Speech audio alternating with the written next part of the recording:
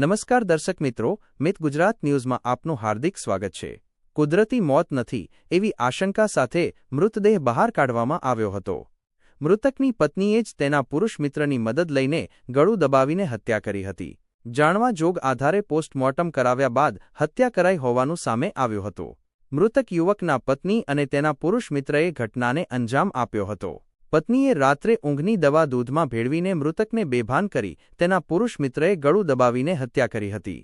મૃતકના ભાઈને શંકા જતા મૃતદેહને બહાર કઢાવી પોસ્ટમોર્ટમ કરવામાં આવ્યું હતું। પોસ્ટમોર્ટમમાં કુદરતી મોત નહીં થવાનું સામે આવ્યું હતું। વડોદરા ડીસીપી ઝોન 2 મંજીતા વણઝારાએ હત્યાના બનાવને લઈને માહિતી આપી હતી। ઘટનામાં સામેલ મહિલા આરોપીની પોલીસે ધરપકડ કરી હતી, જ્યારે મહિલાના પુરુષ મિત્ર તૌફિક અને તેના મિત્રની ધરપકડ કરવાની હજી બાકી છે। સામે આવ્યું છે, પીએમ થયું છે, કઈ રીતની આખી ઘટના હતી? જેપી રોડ પોલીસ સ્ટેશનની અંદર અમારી પાસે પ્રારંભિક એવી માહિતી આવેલી હતી કે જે ફરિયાદી છે ઇમ્તિયાઝભાઈ બંજારા એ જે મૃતક છે એના મોટા ભાઈ હતા અને એમના નાનો ભાઈ જે મૃતક ઇરશાદ એ મરી ગયો છે એના બાબતે અમને જાણ કરેલ અને ત્યારબાદ અમે લોકો શરૂઆતમાં જાણવાજોગ દાખલ કરી હતી। જાણવાજોગના આધારે અમે લોકોએ પોસ્ટમોર્ટમ રિપોર્ટના આધારે ગુના દાખલ કરવાની પ્રક્રિયા ચાલુ કરી છે।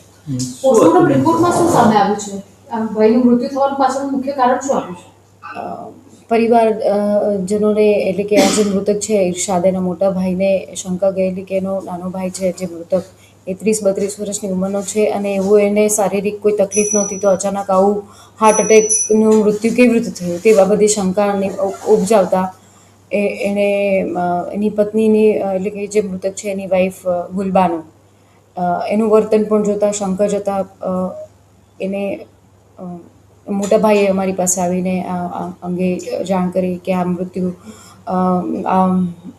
કુદરતી નથી મૃત્યુ, પરંતુ અમને આ શંકા છે। રિપોર્ટ શું કહે છે પીએમ?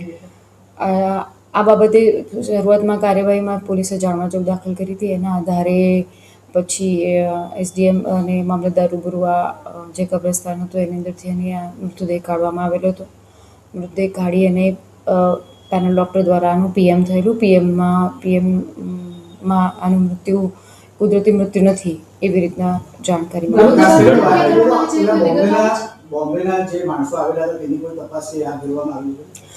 હા, આ મૃત્યુ કેવી રીતે થયું છે એના શું કારણો છે પ્રારંભિક પીએમ રિપોર્ટ આવેલો છે। અમે ડિટેલ તપાસ કરી છે કે આગળ આ મૃત્યુ થવાનું મુખ્ય કારણ શું છે અને કેવી રીતે મારવામાં આવેલું અને આમાં આ મોત કોણે નિપજાઈ છે, એની વાઈફ છે એની સાથે કોણ મળતિયા છે એની એ શંકા અત્યારે હાલ વ્યક્ત થઈ રહી છે। આધારે પોલીસ આગળ તપાસ કરી રહી છે।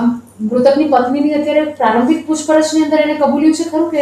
હા, એની પ્રારંભિક પૂછપરછમાં એ કહી રહી છે કે એને એના પ્રેમી સાથે મળીને એના પતિની હત્યા કરવાનો પ્રયત્ન કર્યો છે। બેન, ગેલની ગોળી કઈ આપીને પછી આ કૃત્ય આચર્યું છે, સાચી વાત છે? એવું કંઈ કબૂલાત? હા, એ આગળ તપાસમાં અમે લોકો તપાસ કરી રહ્યા છે કે એને આ મૃત્યુ નિપજાવવા માટે એણે કયા સ્ટેપ કરેલા છે, કેવી રીતે એને માર્યું છે, ગળે ફાંસો આપ્યું હતું કે અત્યારે કોઈ દવા આપી છે કે એ તપાસનો વિષય છે। અત્યારે કેટલા આરોપીઓને આપણે અટક કરી છે ધરપકડ? અત્યારે હાલ જે એની પત્ની છે ગુલબાનો એને અમે લોકોએ એની અટક કરવાની કાર્યવાહી ચાલુ કરી છે।